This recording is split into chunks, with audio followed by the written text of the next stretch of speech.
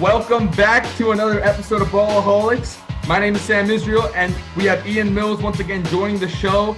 Guys, it has been a minute. Ian, it's been a minute, bro. What has it been, like a month or two? It's been a minute. This little quarantine I've been in is getting my mind ready to talk about sports. So being able to kind of be cooped up all day. I had to, during our time off, I had to grow the mustache out. I had to do it. It's so long. Ian's doing good with quarantining, and finals are, the hell is all over with the finals. Past 2 months haven't done episodes. It's all because of the finals. Binghamton University, get mad at them, not us. It's not our fault. So anyway, let's get into the segments. It's been a while, but of course, Ian Mills, I know you've been hyped. I know your bets have been paying dividends because the Buffalo Bills have been going off 11-3, and I think for the first time since 1995, they finally clinched the division title in the AFC East over the Patriots. Ian, what do you have to say? Take the floor. All right, so obviously, being a Bills fan my entire life, it was not just exciting, but it was something that, was somewhat expected going into this year, that they would win the AFC East title with, obviously, Tom Brady leaving the Patriots. Dolphins look better than expected. The Patriots probably look a little worse than expected. So, but the Bills they look like a real contender. They look like a team that could contend with the Chiefs. I think if you look at the AFC, it's Chiefs, a tiny step down, Bills, and a major step down. I think the Bills the last six or 7 weeks have played pretty amazing football. Outside of the Hail Mary from Kyler Murray to DeAndre Hopkins, they haven't lost a game. And, if you look at just like how Josh Allen has developed from year to year, he's legitimately, if the NFL had a most improved player of the year like the NBA does, he would certainly win it. It wouldn't be close. I mean, he went from a fringe starter type where people were saying that he's a tight end, that he's a fullback, to potentially the third best quarterback in the league this year behind Mahomes and Rodgers. I mean, he's in the MVP discussion, probably right outside of it, but he's close to it at least. On top of that, the defense looks like it did last year, which was like a top 5 defense. Against the Broncos, they made Drew Lock look silly, who, yes, he hasn't had a great year, but he played very well against the Panthers. They'll probably end up as a 2 seed because the Steelers just can't get it together, can't win a game, it seems like. And, the Chiefs will get the bye, and that's what scares me the most, is the fact that the Chiefs will get home field advantage throughout with a crowd. The Bills may not get a crowd because Cuomo is restricting sports games having audience or having crowds in them. And the Chiefs will get a week off. And that scares me more than anything because I think if you look at the two teams, they're fairly comparable. Yes, Mahomes is better than Allen. I'm not going to argue that, but I don't think it's a huge difference. And on top of that, I think Stephon Diggs and Cole Beasley, and if John Brown comes back healthy, that receiving core is certainly comparable. The running game is comparable, especially with Clyde Edwards-Helaire, who we don't know the status of yet, is injured. Hopefully, I obviously hope he gets back healthy. And then the defense, both defenses are kind of the X factors, and I feel like this because I feel like both teams will. If they play, it'll probably be a shootout. But the defenses on each side seem to kind of are getting the things together at the right time. So, I'm excited, not just as a Bills fan, but as kind of like a Josh Allen fan to see that, wow, he is actually a legitimate NFL player. I mean, I've been defending him on every show we've ever had. Even last year when his touchdown to interception ratio was almost 1-to-1. I was defending him. I've always been defending him. I've always been a big fan. I had the Josh Allen jersey around here somewhere, and I would be wearing it if I could find it. But my point is they're a legit team. They're a real contender who has a chance, and that's the first time I've ever been able to say that in my life. In 25 years, they're the real shot. The last time they made the playoff, obviously they made the playoffs last year and 2 years before, or 3 years before that. But the beginning of the drought was kind of the curse of the Music City Miracle, and it seems as if that potentially that curse may be lifted. I don't want to speak too soon, but the way they've been playing is certainly the best I've ever seen my entire life. I mean, maybe it's because I was about to tell a joke. And not even a joke. I was going to be serious by just saying this. The curse had nothing to do with Buffalo. It wasn't like your fault. You just happened to be playing in the same division as the greatest QB of all time in Tom Brady. He finally left that division. So now the curse has been lifted because Tom Brady is no longer there. He no longer plays in New England. But of course, I am still left with that New York curse, with the Jets, with the Giants, and I'm not even going to get started on my New York Knicks. I'm not doing that right now. We're talking about football right now. But Josh Allen really, when I looked at the 2018 draft, it was funny because they had all those QBs. They had Sam Darnold, who the Jets took. They had Baker Mayfield. They had all these QBs, Josh Rosen. And I didn't believe in Josh Allen. I'm not going to lie. I was happy with Sam Darnold. I was happy with Baker Mayfield from the Browns. And I was nervous about Josh Allen. And then in his first year, he didn't have the best touchdown to interception ratio. He didn't look that good. But as you said before, you're completely spot on. Like, he's improved every single season. I believe, maybe he started off with like a low completion rate, like a 50% in that area. This season, what is he, like 70% completion rate? And now it's like a 3-to-1 touchdown to interception ratio. And he's looked marvelous. This last game he threw for 359 yards. And I also want to give props to that organization for trading for Stephon Diggs and adding him to that roster. I think that was a huge pickup for Josh Allen. And Stephon Diggs, obviously, his last couple games, 147 yards, 130 yards. And then Cole Beasley, I think, is the other wide receiver. He's also good. So they have a squad in Buffalo, Ian, and I'm happy that you're a part of it. You've been a part of it since day one. That was the two things I'm going to give you, Ian. Your day one with the Buffalo Bills and your Sacramento Kings. Those are your day ones, and I can't take any of those teams away from you. So I'm happy for you, and I hope that they do good things in this postseason. Well, I also think one last thing. I don't mean to pick on New York sports teams. I really don't. And I do, but I don't mean to right now. But I think the Josh Allen, Sam Darnold draft class is a pretty good. Even I'm going to say Lamar Jackson because I think he fits this round. But I think it's a good experiment to look at and see how teams have fixed, kind of worked their teams around their quarterback that they drafted, right? Lamar Jackson went to the Ravens, and they have, 3 tight ends, or at least last year they had 3 tight ends who could start on a lot of teams. We saw Hayden Hurst get traded this offseason, and now he's a starter in Atlanta playing pretty well. And he's a running quarterback. He's not throwing it down the field. He's throwing it in the flats. I mean, they have a really good offensive line. They drafted a running back this year, even with Mark Ingram. So they're, moving their team around the running game and short passes. And, the Bills are doing such where they're pretty much just upgrading their offensive line, getting reliable targets like Cole Beasley, like Stephon Diggs, and haven't cared that much about the tight end position, right? We look at that. We see how teams fit around their guys. And the Jets have not done that. I mean, we know this. Sam Darnold I think he's a fine quarterback. I think he will probably end up being a good backup for the rest of his career. And I think he deserves better than that. But, it's just they have no offensive line. They tried to invest in the offensive line this year. Didn't really work. Robbie Anderson was really his only real target last year, and they let him go. James McCarter is a fine slot guy, but if he's your only slot guy, it's not going to work. So I think that draft really gives us an in-depth look at how important surroundings are to quarterbacks. Yeah, I completely agree. Can you hear me now? You can hear me now, right? Okay. I can hear you now, yeah. Just making sure, those difficulties aren't there anymore. Yeah, I mean, I completely agree with you. I think the Buffalo Bills really just are doing everything right. And, of course, my New York teams, my Jets, my Giants, my Knicks. The Yankees lost, too, to the Rays. And before, none of my New York teams are doing well now. I'm a sad man. And I know I'm Jewish, but I'm hoping Santa Claus comes around and maybe helps my Knicks out this season, this season, because I'm praying for Obi Toppin. I really don't think there's anyone stopping Obi Toppin, and I'm going to be copying my merchandise soon. Believe me. But, man, please, Santa Claus, I know I'm Jewish, but give me an exception. Cut me a break. I got my tree right here, man. Doesn't look very decorated. But, sorry, I don't mean to come at it. We got a couple more days to decorate. So yeah, that's true. We'll make it work. We'll make it work, Ian. Anyway, we'll see what happens. Obviously the Bills looking good right now. We'll see if they can get past the Chiefs. We'll see if they can get past Tom Brady. Maybe the Brady curse. Maybe he somehow comes back and has to play. They have to play the Buccaneers. We never know. We'll see. Maybe if they both get to the Super Bowl, yeah. I mean, that would be unfortunate. Well, actually, that would be the ultimate curse. That would be the ultimate Buffalo Bills curse.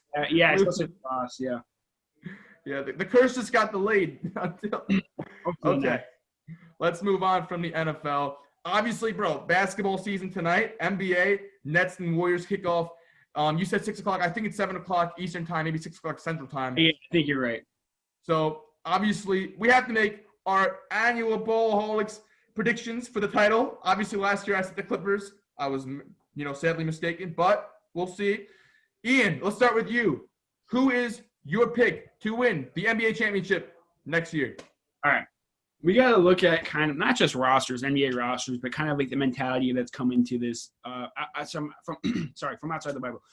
Outside the bubble, LeBron said in kind of a podcast that if the Warriors-Cavs series, where the Cavs came back from 3-1, was in a bubble, the Cavs would not have won that series. It makes me think like, the bubble really was different, especially coming from the best player in the league, potentially, or at least the best player for the last 20 years. Comes out and says that. It makes me actually think, the bubble is different from real life, from real games. And it's going to be interesting to see how long there are no fans at games. I'm sure it'll probably be the first month or two, depending on obviously the COVID vaccine. And we look at, like how, to light a fire under a team, to light a fire under a player. No fire has been hotter than the fire that's under Giannis Antetokounmpo. I mean, the guy, yes, he won MVP. Yes, he won Defensive Player of the Year. And he was disrespected like no other because he couldn't win in the playoffs with an okay roster. I'm not going to say great. Chris Middleton didn't come out and play very well. I mean, he's supposed to be the second. Eric Bledsoe just does. I mean, it's hard to say he was really a good player at all, especially in the playoffs. And especially Mike Budenholzer, we talked about on the show, benching him, or not benching him, sorry, but not playing Giannis enough minutes. It's confusing. It's one of those things where we look at it in hindsight and think, well, that's not entirely Giannis's fault. And at the time we lit that fire under him. I think the Bucks are the favorite, at least in the East, and they're my team to pick. Obviously you're adding a little around the roster, but like Drew Holiday, the addition of Drew Holiday, I legitimately think is integral. He's such an upgrade over Eric Bledsoe, not just offensively, but defensively as well. And I think legitimately that the Bucks are the biggest. I think they're by far the favorite in the East, bar none. Obviously the Heat will come back, but I'm talking more about the Nets.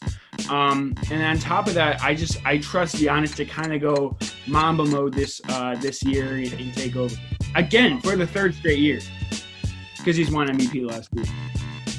Mamba mode. Well, you hear me now? I hate this audio. This audio is really sucking today. You hear me now, so we're good. I can hear you. Yes. I'm having ongoing problems. The battle is real. Ever since I went to roast Ian about his bills, they just keep coming back. My computer is haunted or something. Listen, here's the problem with the Bucks.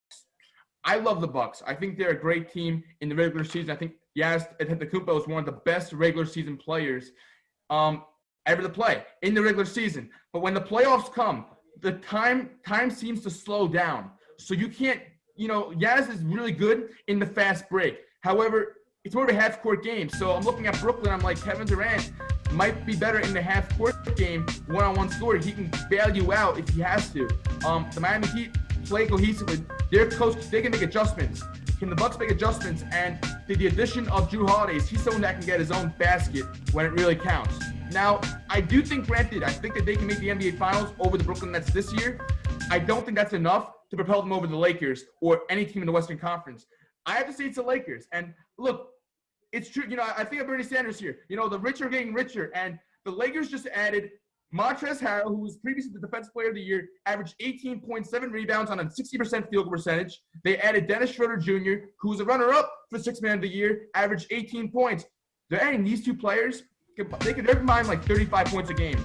They're both off the bench. That's not even their starting lineup. Their starting lineup boasts two top 5 players in the NBA, LeBron James and Anthony Davis. Now look, LeBron's not playing every single game in the regular season, and AD might take games off too, but they just got way better. Other teams had to get better in order to beat the Lakers, but really the Lakers got better. They did what the other teams should have done.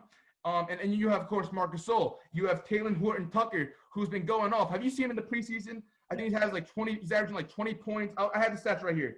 21 points, 7 rebounds, 3 assists, and he's shooting 50% from the three-point line in the preseason. Obviously, those numbers aren't going to stick, but that just shows they have another player. This Lakers team is locked and loaded, Ian. I can't see them losing. LeBron's going to repeat and get his 5th championship after this season. Look, you know me. You know I'm a big LeBron fan. You know, sorry. You know I think he's one of. I think he's the greatest of all time. I know you disagree with me on that, but I think that. And it's not that I don't love the Lakers. Obviously, they won the finals last year as a very good team, and yet, they did add talent like Schroeder, like Montrezl Harrell. They should be getting better. And it's not that I'm not convinced they're a good team, because obviously they are, but it's just something's telling me the fact that last year, right, their road. I don't want to say the road to the finals. I'm not trying to be skeptical of them. Their road to the finals was, it was okay, and then they beat the fourth best team in the East. I'm not saying I'm not saying the Mickey Mouse title. I'm not saying asterisks at all. I think they absolutely deserved it, and I love LeBron, and he played spectacularly. I just think when I think of Giannis, right, his relationship with Kobe, I think that's comes to me the most, where he has that killer mindset. He's learning it at least this year, and I think it's going to come into fruition this season. That's all. It's more of a hunch than anything, but that's where I'm at. Yeah, I mean, I'm not even gonna attack what you said about LeBron having the easy road schedule, easy schedule in the playoffs when he had to face Portland Trailblazers, who were blazing with Damian Lillard, had to face James Harden, Russell Westbrook, and then had to go and face the Denver Nuggets, who are an underrated team. I'm just gonna ignore that for now. But what changes, Ian? I want to ask you this: what changes between this year and last season? Because how with Klay Thompson? Klay Thompson's not back for the Warriors, and how with the Clippers? Are they going to be good? They can be good, maybe, but for the most part, I don't see anything changing. The Houston Rockets aren't even the Houston Rockets anymore. So what's changing from this season to last season, besides the fact that the Lakers just got two 6 Man of the Year candidates to their best? I think the Lakers will. First off, I think the Lakers will get to the finals again. But that saying, if we look at what happened this offseason, especially with the Clippers, because going into last year, they were the Lakers' biggest threat with the Clippers, right? Still are, in my opinion. Still are. It's probably in the West, at least, probably right. And I think it has more to do with kind of their coaching staff, right? More than anything, right? Replacing Doc Rivers with Ty Lue. And, LeBron's quote unquote, like what his favorite coach of all time is probably Ty Lue. Not because Ty Lue is not like, compared to Doc Rivers, Paul George did interviews where he said Doc Rivers wouldn't have them practice. JJ Redick has said this for years. Can you imagine being at the height, the pinnacle of your athletic achievement, and just giving up on practicing the thing that's gotten you to that point? It seems foolish. And not that Doc Rivers is really that bad of a coach, because obviously he has a title. He's been in the league for years. But Kyrie and LeBron, two of the most respected players in the NBA, talked about how Ty Lue would stay late, like just tell them to shut up and let him coach. I think guys, like if you look at what happened in that locker room last year with guys like Kawhi, with guys like Paul George, who basically ran the locker room, who told guys like Marcus Morris, like, I'm the guy in charge. Don't worry, I can do this, I can do that. So, I think I'm more excited about Ty Lue, the addition of Ty Lue, than I am to guys like Dennis Schroeder and Montrezl Harrell. Not because I don't like Dennis Schroeder and Montrezl Harrell. I think they're great additions. But again, they are role players. They are 6 Man of the Year. You're right. Stop. Great players. They're role. Don't dismiss them like they're any role. First off, I'm not dismissing them. I think they're great players, but at the end of the day, they are very good, but they are role players, right? So I think coaching comes into a lot. So I think the Clippers did actually get better this season, even if they lost. So which team has the best bench, the best role players, best bench? I don't know. I guess yeah. Out of the two, the Lakers do. I guess the Lakers, right? I still like the Lakers over the Bucks. I still like the Lakers over the Bucks for sure. And now let me ask you another question, Ian. I'm gonna ask you a second question. Ask me a question, Sam. Which team has the best duo in the NBA? Brooklyn's looking pretty nice. Oh, stop. Oh, I'm gonna turn off this Zoom right now. I'm gonna put you on mute or something, man. Giannis and Drew, that defense is pretty fierce up in Milwaukee, I think. So you're telling me that you'd rather have Kyrie Irving and Kevin Durant, who's coming off an Achilles injury, than LeBron James and Anthony Davis? Sam, we'll see. No, I'm telling you, I think the Bucks are the best team. Oh, the Bucks. Okay, the Bucks. Okay. Yes. That's a little more interesting. I'm still saying LeBron and AD, But Yeah. I think you might be reaching a little bit. But I respect it. I'll let you have it. We'll see. We'll see. Time will tell, Sam. Time will tell. Only time will tell. Hey, I didn't know the Bills were going to be so good, and they were really good. I tried to tell you. I tried to tell everyone. No one wants to listen to me. I'm the. It's good too. You know what, Ian? You bought them when the stock was low, and now the stock's like skyrocketed. So maybe you should sell them while you can, so you can make some profit. The stock's been low for 20 years. I gotta enjoy it while I can. I'm just nervous because if they lose to Tom Brady again in the Super Bowl or something happens, they lose in the playoffs, that stock's going. No, it's first off. No, second off, the Bucks aren't making it to the Super Bowl. I'm putting $100 on the Bucks not winning. I will if the Bucks make it to the Super Bowl, I will donate $100 to Sam Israel's fundraising of Knicks fans who happen to be Jewish. How about that? Listen, Ian, we can't use any. We can't. We try with the donations. It doesn't even matter, bro, because the New York Knicks. We're one of the worst teams, but we're one of the most valued franchises. So if just throwing money at us is not going to solve the problem. It actually is going to make it worse, Ian. So I don't want your money for the Knicks. I'll take your money personally, but not for the Knicks. Don't give it to James Dolan. Yeah, get that money away from James Dolan. Okay, I don't know how we always get back to the Knicks and the Bills, but I'm just a suffering Knicks fan, and I like to say Ian's a suffering Bills fan, but not really because they're doing good. But okay, guys, let's go on. Last segment of the night. NBA awards. We're gonna go down the line. Are you ready? All right. Let's start. NBA Rookie of the Year. Go. James Wiseman. If you look at what happened, what's been talking about, and I'll go quick further. What's been happening in Golden State is essentially they haven't played him yet, but they say he's going to start tonight, and they expect huge things out of him. And they're going to be probably a playoff team, so that helps. Completely agree with you. James Wiseman's going to be the Rookie of the Year. I would say Obi Toppin normally, but the Knicks are doing Knicks-like things. Starting Julius Randle, keeping Julius Randle in that starting lineup, which will prevent Obi Toppin from being Rookie of the Year. Let's go on to our next one. Let's do Defensive Player of the Year. Anthony Davis. I think last year a lot of people expected it to be Anthony Davis. Giannis gets it, and people were a little upset about it because obviously Giannis got bounced. But so I think for that reason, maybe the voter fatigue will hand it to Anthony Davis. Ian, I'm going to agree with you. I'm going to go Anthony Davis. And, I know someone said Mitchell Robinson last year. I would love to do that as a Knicks fan, but I can't do it. I'm nervous about his ability to stay in a game. He commits too many free throws. I'm blanking out. Too many fouls. Too many fouls. And it's going to have to be Anthony Davis. Let's do to our next one. Let's do Sixth Man of the Year. All right, I think this is where we're going to start to deviate a little bit. Spencer Dinwiddie. All right, the Nets will again be a playoff team. Usually it goes to a playoff team, whether it's the Rockets or the Clippers the last couple of years. He will likely be coming off the bench. He, averaged about 20 a game the last couple of years for the Nets, and he's coming off not playing in the bubble. So he's going to be healthy behind Kyrie, expecting to play about probably 30 minutes off the bench. And I think he's still an incredible player. Yeah, I'm going to go with a player on the Brooklyn Nets, but his name is not Spencer Dinwiddie. I'm going with Caris LeVert. I think if you saw him in that elimination game against Portland in the NBA bubble, he went off, and I think he averaged 18 points last season, somewhere around that, or maybe that was in the bubble. I got that stuff from somewhere, but I think Caris LeVert, aside from Kyrie and Kevin Durant, they're going to be heavily reliant upon Caris LeVert and even Spencer Dinwiddie to an extent in the regular season. Obviously, Kevin Durant's coming off his Achilles, so I'm going to go with Caris LeVert over Spencer Dinwiddie for that Sixth Man of the Year award. Yeah. Let's go on with our next award, Most Improved Player. You know what? I'm going to go with my guy, Marvin Bagley. Look, people have talked, again, maybe it's obviously partially because I'm a Kings fan, but he's been talked about so badly because he hasn't played much, and obviously Luka is an MVP candidate. He's been kind of like, people have talked badly about him. I still think he's a very good player. When he plays, he's at least a pretty good player for a young guy. I expect him to bounce back on a Kings team that is pretty bare bones at this point.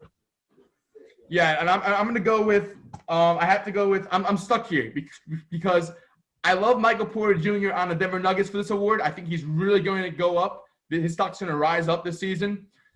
But at the same time, I got to go with the player I drafted in fantasy basketball. I'm going to go with John Wall, who hasn't played in over 2 years. I think John Wall is due for a big season. He's looked phenomenal in the regular season.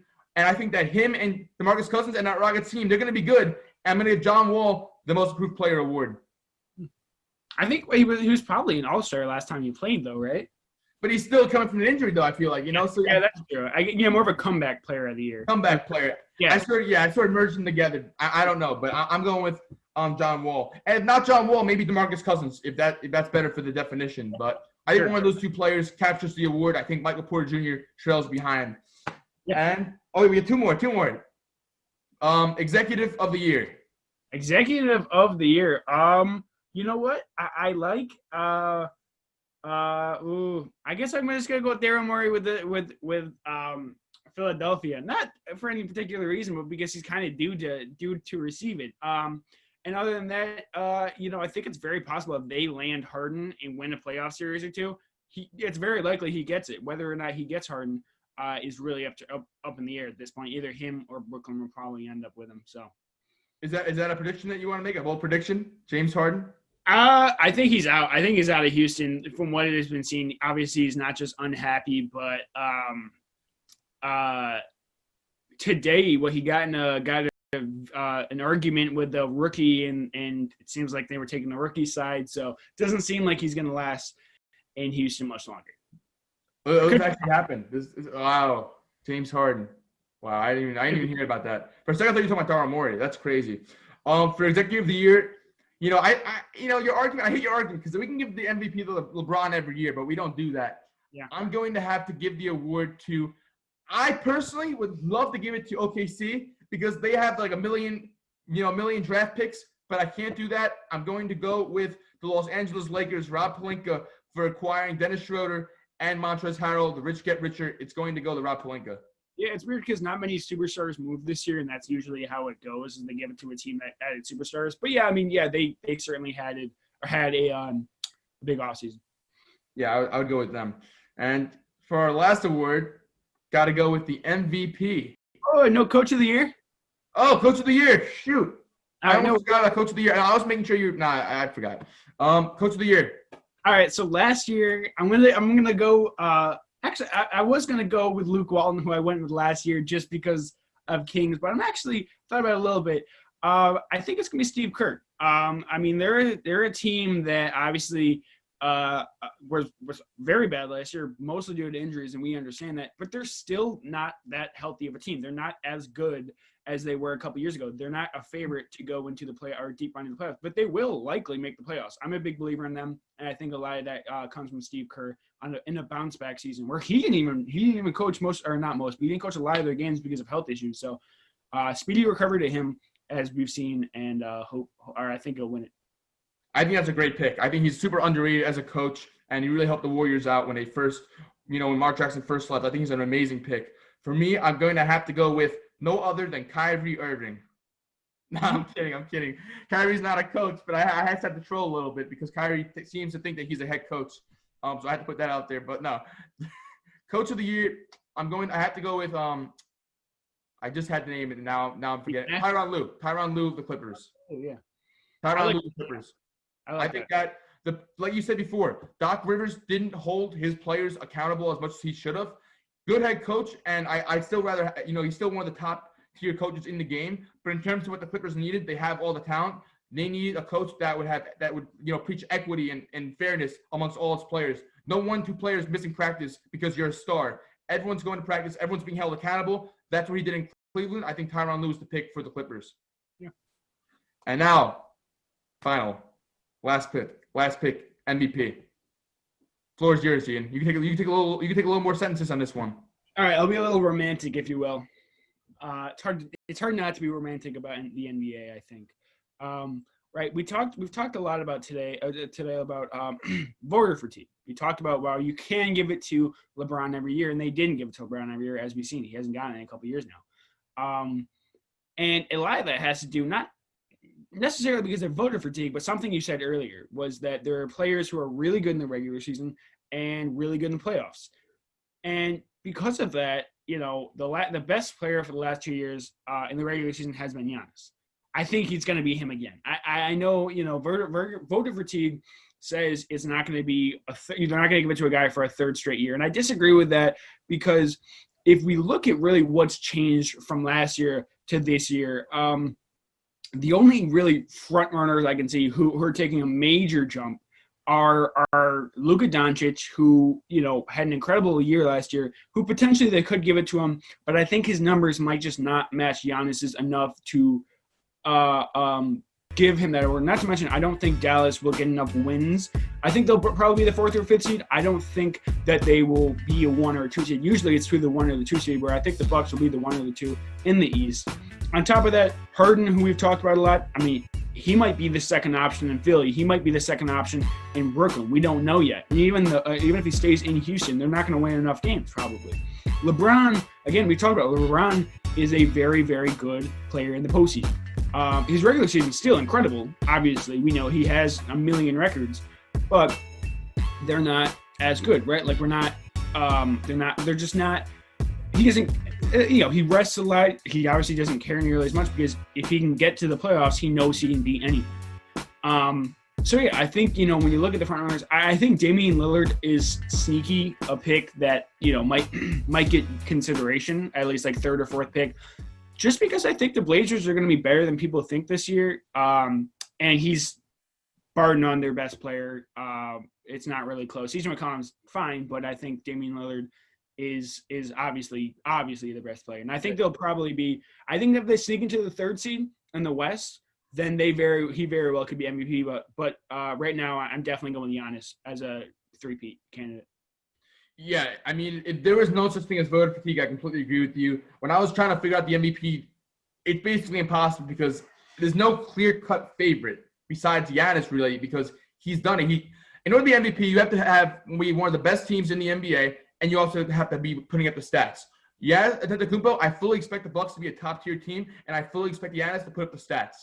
Luka Doncic, on the other hand, not that his numbers won't match Giannis, but Luka Doncic's team, I question if they can be a top 2 or top 3 seed in the Western Conference. Anthony Davis, I think LeBron's going to take away votes. That will be impossible. But then I have to think that maybe Kevin Durant of the Brooklyn Nets can be the MVP. That's my pick, not necessarily because he is a clear-cut favorite, simply because it's hard for me to figure out another player who can win the MVP. I don't think it'll be James Harden. I don't think he has that, this year. I don't think he really cares about winning in the regular season the MVP award. I don't think that it's, I really can't think of anyone. Kawhi Leonard, low management. It's not going to be LeBron, won't be Anthony Davis. Jimmy Butler, not really that kind of player.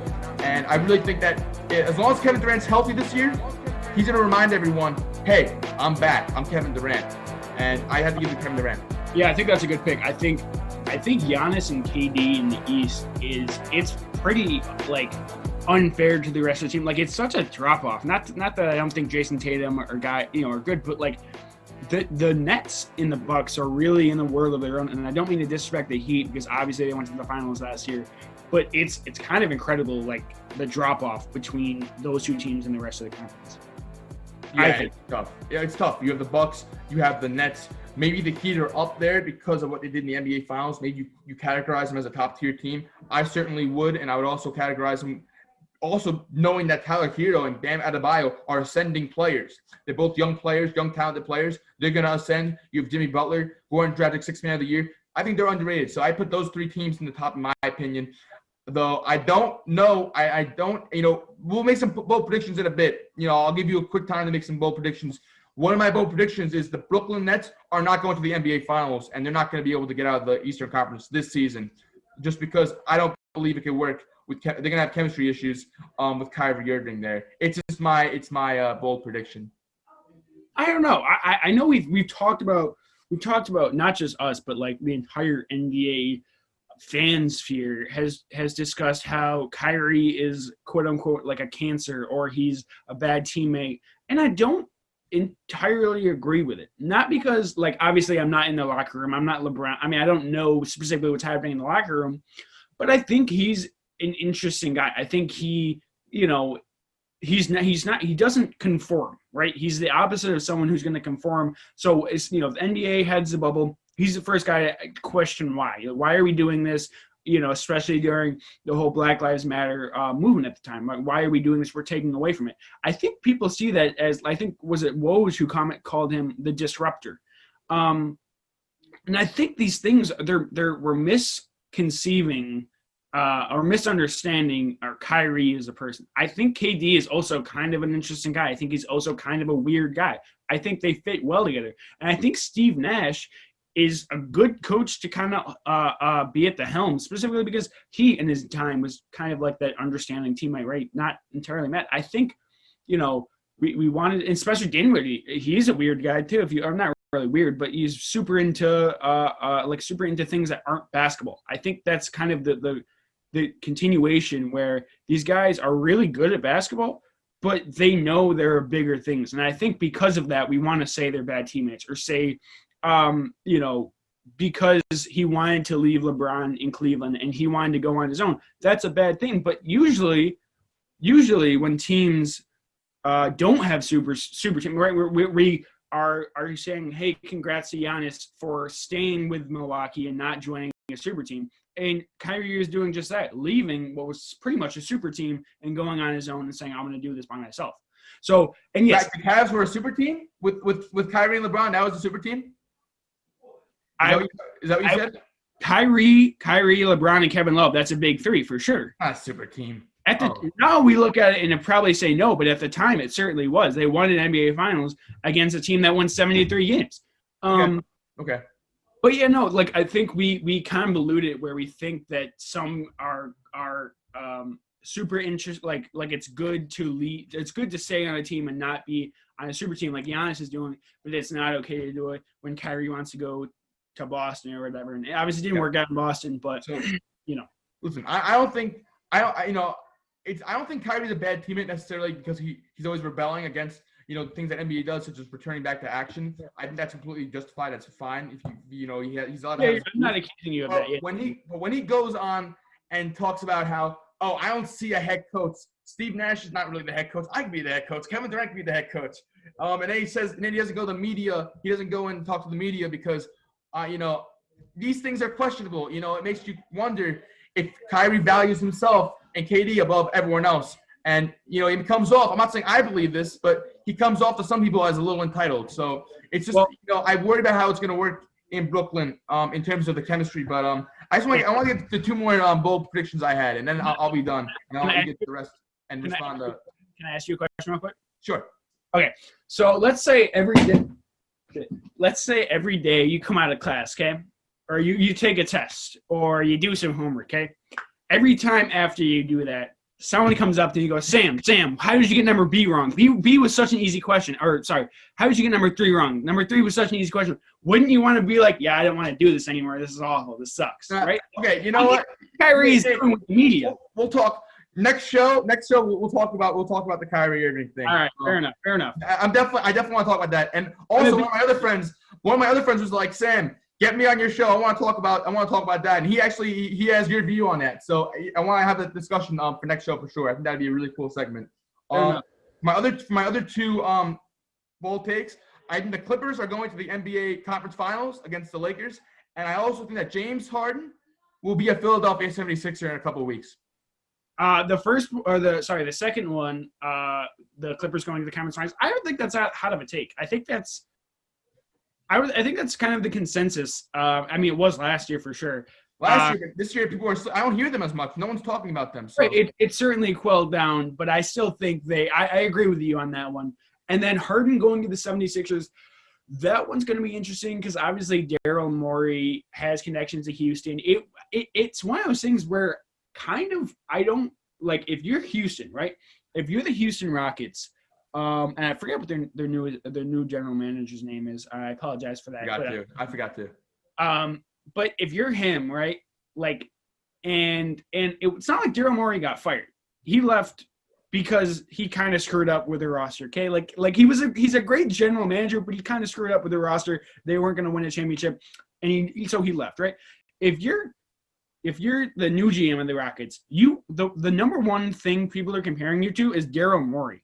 And for him to think, the guy whose job I just took, yeah, I can outsmart him. I can give him James Harden and get $1 million assets in return.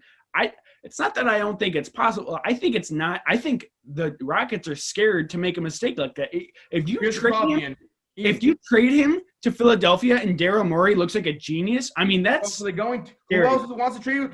They can get Brooklyn. Ben Simmons. They can just get Ben Simmons. They're letting the experiment go with Ben Simmons and Embiid, but eventually that's not going to work. Okay, Ben Simmons is not going to work. They're going to trade Ben Simmons. Houston's going to get Ben Simmons, and that's the best they can get for him. I think the Heat are no longer in discussions. Other teams are no longer in discussions. If they can get a better trade, fine. But I can totally see James Harden in Philadelphia 76ers. Does Ben Simmons and John Wall sound like a good team to you? It's an asset. They can use Ben Simmons for That seems another like a team that's going to win any playoff. Like, I mean, if you're a GM, you want to get the best assets possible. You want to get the most value.